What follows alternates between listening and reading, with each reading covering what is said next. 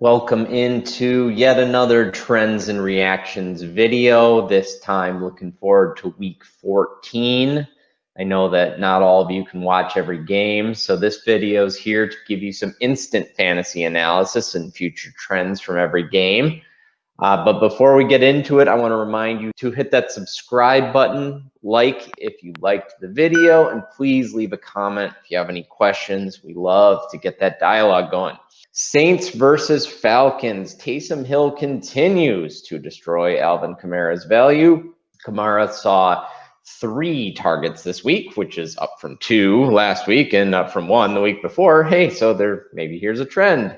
But these aren't good targets. Hill isn't particularly accurate on these underneath dump offs to running backs. Kamara has to contort, twist, turn around to catch these targets, which destroys his ability to make a play in the open field. Drew Brees is probably the most accurate passer in NFL history, and we neglect that in Kamara's ability as a receiver because Brees just always puts it right where Kamara needs the ball in order to make a play after receiving the pass. The same just can't be said about Taysom Hill's passes. Hill looks all right throwing those intermediate passes with some zip on the ball, but he lacks the touch that's necessary to throw to a running back. Kamara got it done this week with some big runs on the ground and a touchdown, so you're happy. But just imagine this output plus 6 more catches and 50 more yards. Hill takes away Kamara's ability to be the RB1 on the week, which I think is necessary if you want to take home that championship. Let's hope Brees returns in week 15, as has been rumored. Personally, I don't think we see Brees back until week 16 at the earliest.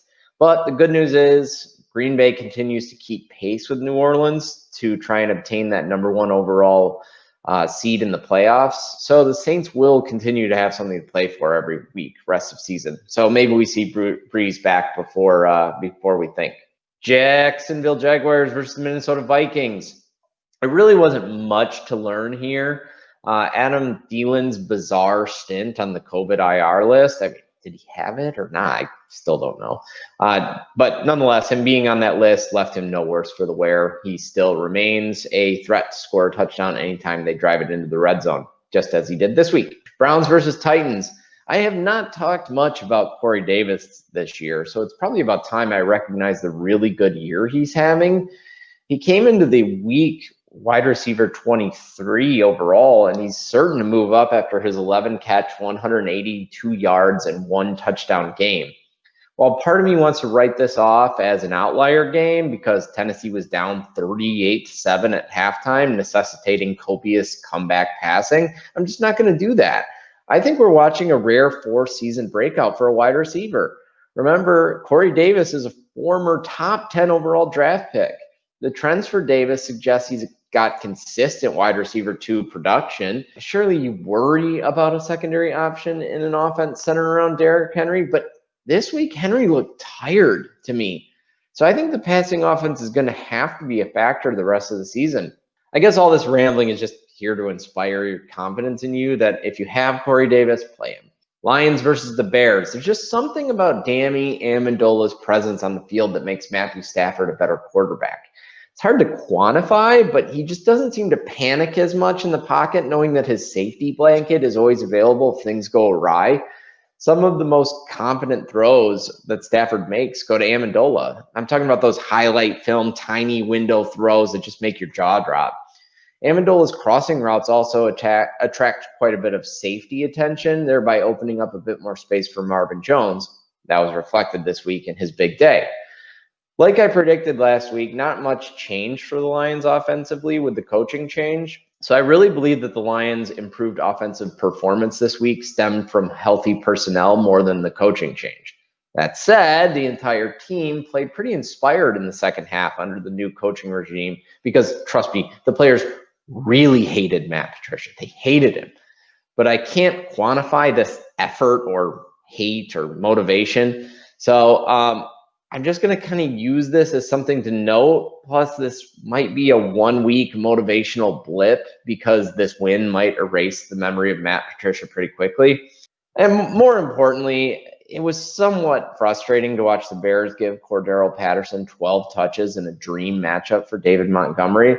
But still, Montgomery touched the ball 22 times with 17 carries and 4 catches on 4 targets. So Montgomery was plenty involved, and he did great. The 2 touchdowns in this one is a bit of positive regression for him, but it's also a lot of the Lions being awful run defense. The point is Montgomery will be fine rest of the season. Don't worry too much about a more involved Patterson. Bengals versus Dolphins trends. Myles Gaskin returned from the IR and he looked great and carried the load. 21 total carries with 2 highly efficient catches. It should be noted that Solomon Ahmed did not play. He was inactive. So we don't know yet if Miami has any plans for them to play together. But based on this workload for Gaskin, I think the workhorse label can safely remain on him. Colts versus Texans. Kiki Qt had a huge game. But I want to note he was not playing the Will Fuller role. Fuller mostly lined up outside, and the player I saw lined up the most was Chad Hansen. Hansen played more snaps, and he ran more routes than QT. Also, QT's numbers were somewhat inflated by a 64-yard catch on a broken play.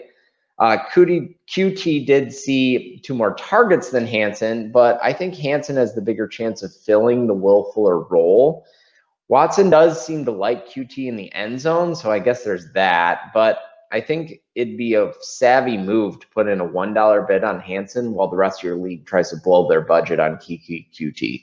Bonus impression, Jonathan Taylor did some really nice things in this game. I thought he ran with a bit more confidence, and it looks like the NFL game might finally be slowing down for him. Raiders versus the Jets. Adam Gase, perhaps the worst talent evaluator in history.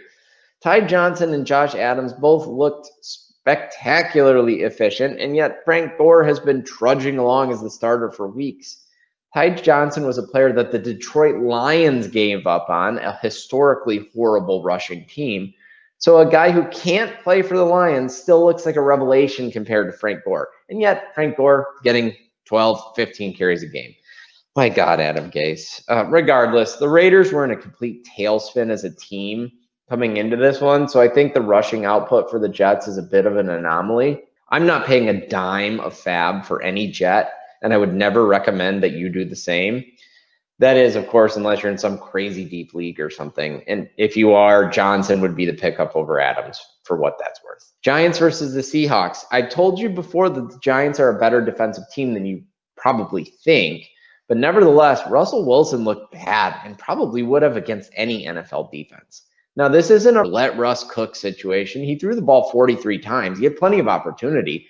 Instead, it was just a string of bad plays. There was a fumble on a 3rd and short, throwing the ball up for grabs a few times, making a horrible choice on his own read where he handed the ball off to Carson when he should have kept it himself.